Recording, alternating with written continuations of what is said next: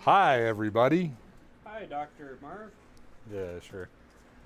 This is the 801 Locksport meetup for casting keys with fusible metals, known to the state of Cancer to cause California.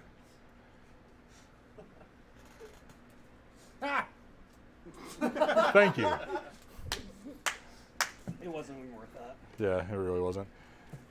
So, anybody who hasn't seen this is just basically an advanced impressioning attack that allows you to make a working replica of a key using a low melt point metal. In this case, it's woods metal, which does have lead and cadmium. So if you come play with this, you can wear gloves. You don't have to. I'm not your mom. But maybe don't eat without washing your hands afterwards. Just using Sculpey clay. It's a thermoset clay. Technically, it should really only work once, but I think the melting temperature of the woods metal is low enough that it has allowed us to use the same clay multiple times successfully. I'm going to use fresh clay for this example. The mold clamshell that we're using is a 3D printed part. Got this off of the tool Slack. Also going to be using sterno as our heat source to melt this, just to keep it very gentle. You don't want to breathe in the fumes off of this with the lead. It's probably not great for you. The lock I'm going to use is a Avis titanium. Pretty tight tolerances on this guy. I've successfully done it once. Hopefully it'll work again. That better? So hopefully it works second time as well as it did the first time. Really all that's needed is the woods metal. This is about a 1 cubic centimeter chunk, and then we have a casting ladle that we'll use as well. Big crack spoon, but again, lead and cadmium, you know. What you do later is your own. For a release agent, I'm using just cornstarch. Other people have used talcum powder, baby powder, stuff like that. One of the things I'd like to eventually maybe do is silicone spray for mold release, but I didn't want to put that much money into this. So let's try this. Let's see if we can get this to work on the second time. When you're putting the clay in the mold, you want it to be pretty flush with the mold, so the two halves of the mold have all of the can you see it now? No. More towards the, yeah, there you go. So you want to fill the mold, but have it flush with the top of the mold. And to do that, I'm just going to use a turning tool, kind of scrape it off. Too much is too much.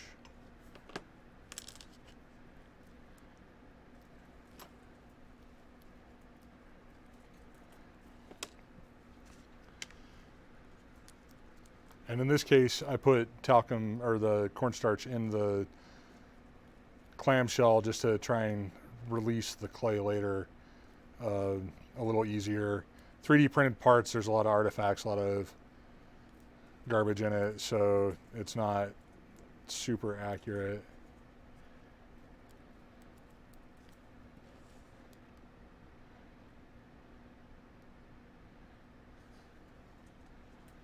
And full credit to this goes to Deviant Alum of Tool. He posted this prior to the recent Lockfest, and he's since done it again at KakalakiCon. Those videos are available on YouTube. Highly recommend watching him. He probably does a much better job than I do. We can't heckle him while he's doing it, though. Oh, I totally would if I was there. Yeah, but we can't heckle YouTube. That's what comments are for on YouTube, is to They're heckle. no.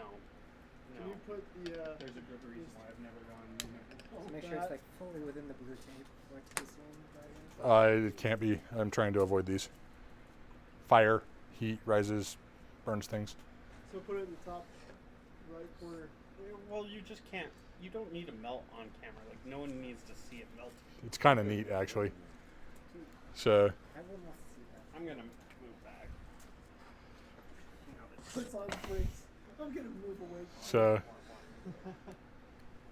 I'm just putting a thin layer of cornstarch to act as a mold release on the clay.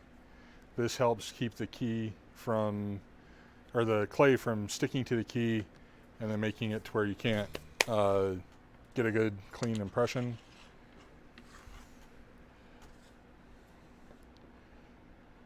And the best luck that we've been having is to just barely press in on one side, close the clamshell, and then tighten it up. And my assistant is going to go stand on this just to get a good compression. So far, all of the successful ones have been stood on. Just holding it with your hand doesn't seem to work all that well.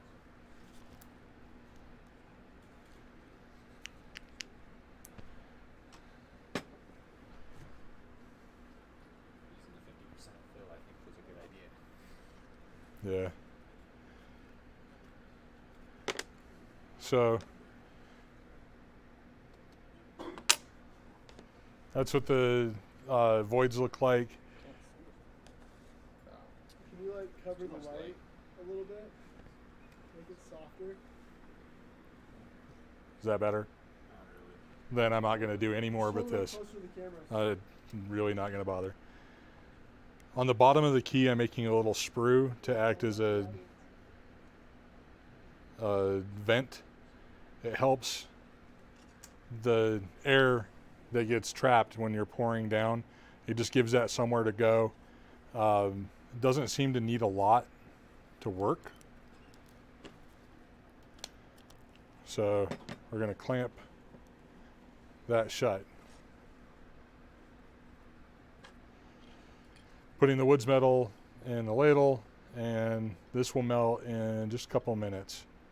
For people that want to try this later, hold the ladle up in the top of the flame where it's going to be the hottest.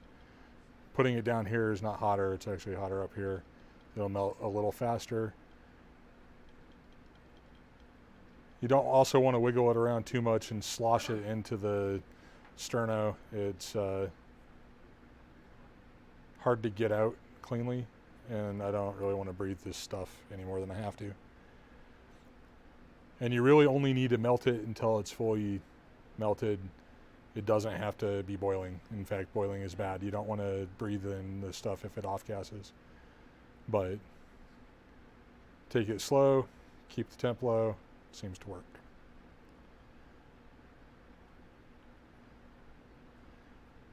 What's the melting point Now, temperature? it melts at around 158 Fahrenheit.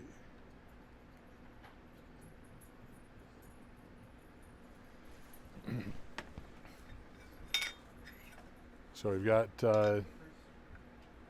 that in the mold now. This needs to sit for a few minutes and cool off.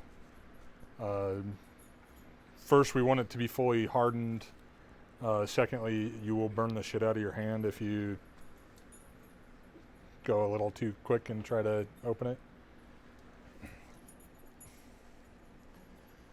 But I don't know if it shows up at all. The top layer of this is not moving at all anymore.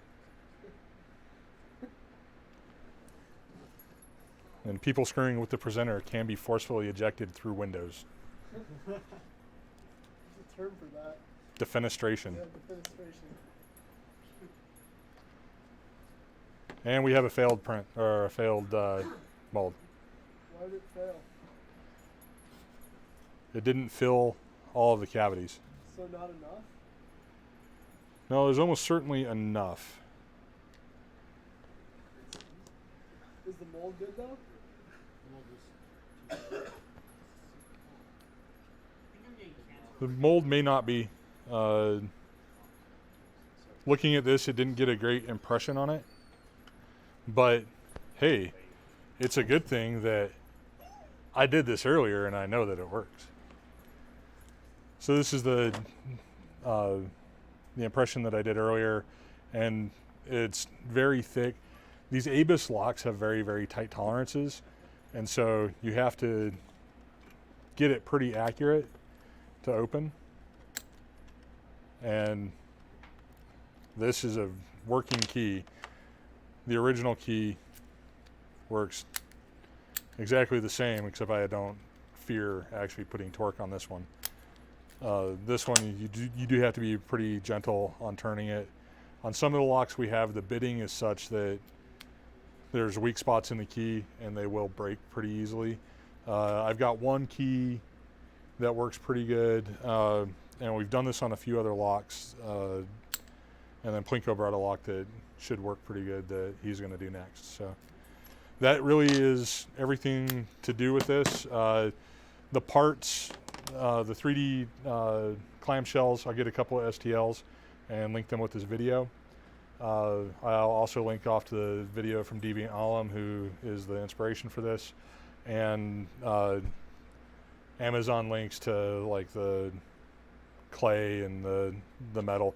Now, if you are concerned about using the Woods metal, you can use Fields metal, which is a similar alloy that doesn't have the lead or cadmium, but it has indium in it, which costs about as much as silver, and so it costs roughly the same as silver, dollar for dollar. It's about 4 to 7 times the expense of the Woods metal.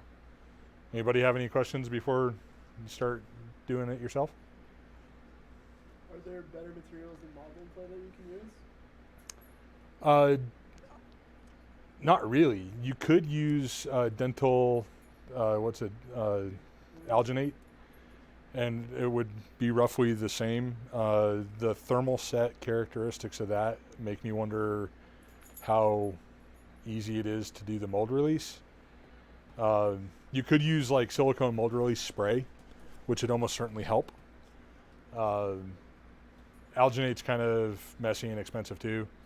Like Sculpey is not cheap as far as modeling clay goes, but like one of these packs, which will do 4 sets, and if you throw away the clay every time, runs around $4. What about the mold?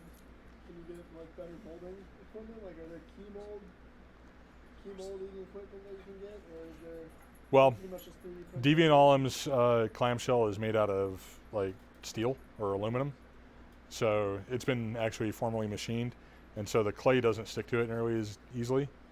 So that's kind of nice. I'm just like wondering if there's like a way you can like just shove a key in with the substance and just squeeze it really hard, and it just makes a perfect mold every time. Because it seems to be like the case of like the majority of the paint pots just come from making sure the mold is okay.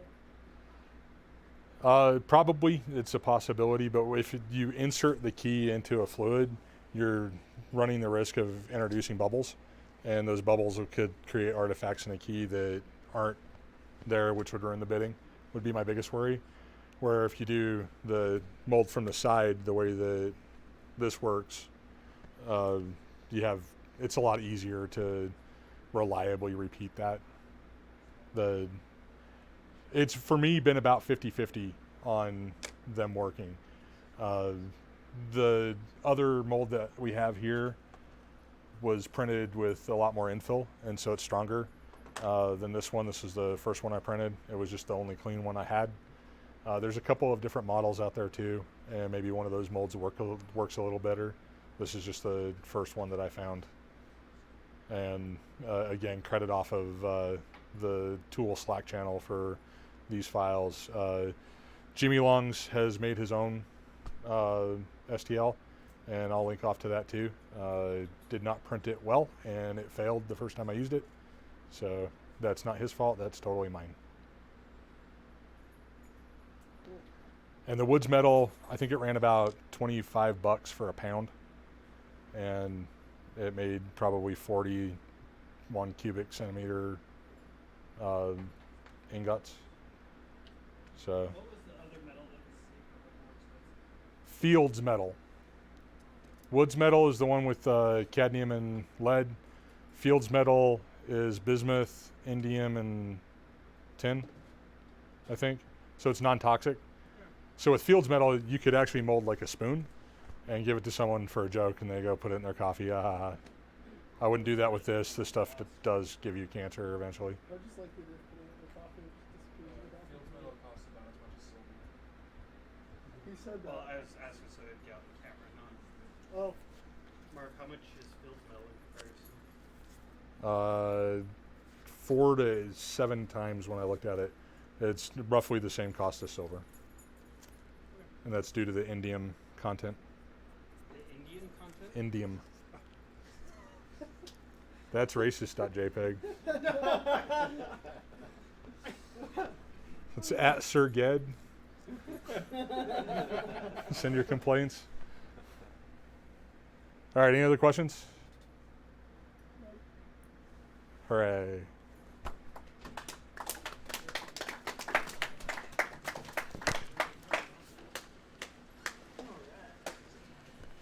Plinko, you're up.